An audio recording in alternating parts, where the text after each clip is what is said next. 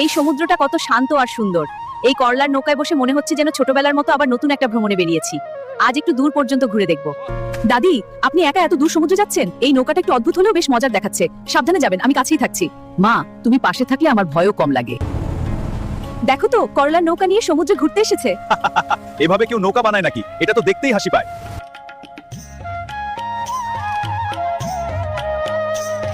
ও, এটা তো এমনিতেই ভেঙে যাওয়ার মতো নৌকা ছিল।